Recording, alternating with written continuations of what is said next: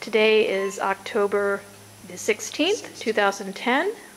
The Humane Society of Culpeper featuring a pet preparedness workshop at the Culpeper Library.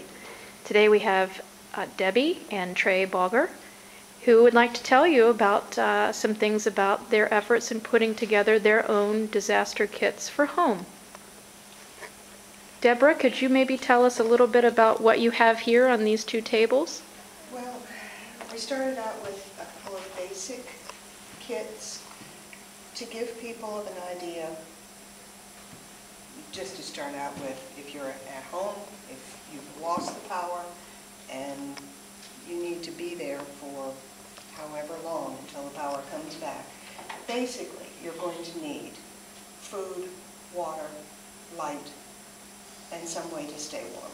That's the bottom line things that you might want to have in mind, to have in one place in your home, that where you can find it when you're in an emergency, when you're stressed, when it's dark, and you can't find the flashlight in the junk drawer.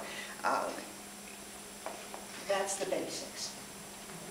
We expanded it a little bit to include an emergency radio, so that you can catch whatever news may be on, and this particular one is the kind that doesn't require a battery at all, and it will also charge your cell phone. Have some way of recharging your communication isn't a bad idea. Food, in this case, we chose the MREs. Yes, the basic MRE from it. Which we discovered is maybe not gourmet cuisine, but it will certainly keep you alive. We added a way of heating. You can get those in the grocery store. So if you want a nice hot cup of coffee, there you go. And FEMA recommends a gallon of water per person per day for drinking and for sanitation. So just a food-grade plastic container, and we found that the milk jugs in the grocery stores really break down pretty fast, get holes in them. This used to be white vinegar.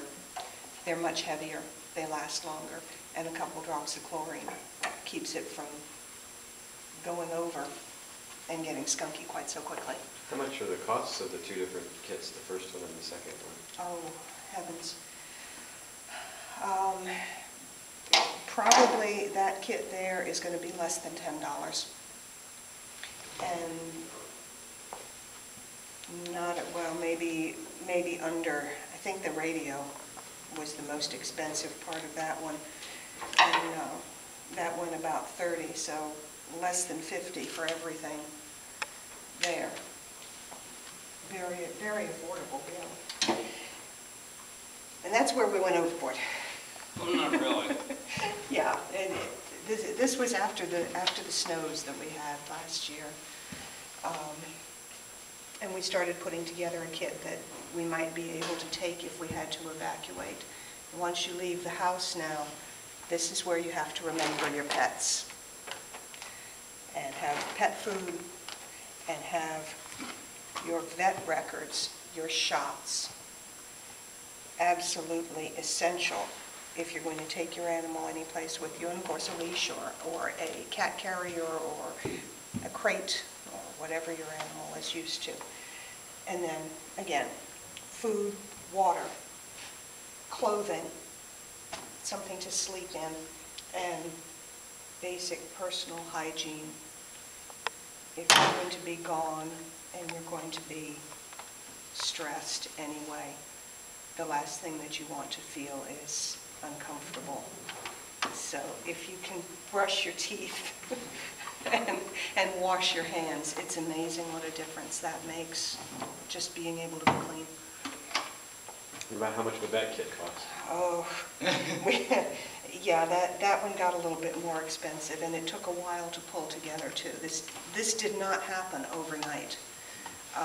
It was probably closer to $100 when you figure the cost of the meals. Maybe 40 if you're lucky. Yeah, I think it would be more than that, because We got those meals off of the internet, and they weren't particularly cheap. They had the advantage of warming up on a very little bit of water. But canned goods that you just happen to have on your shelf at home would work just as well, as long as you have a way of heating them, which your sterno would do, and wouldn't cost quite as much. You can tailor these things. You can take things that you have around the house and use them. You don't have to go out and buy everything new. You can do it on a budget if you need to do that. The idea is just it's going to take you a little bit of time and a little bit of planning to pull it together. Perfect. Well, we thank you both for helping facilitate this meeting today and everything that you've done, and we would like for you to stay tuned for future workshops and as we go along the process of becoming more detailed and engaging the community and being prepared for both people and animals. Thank you.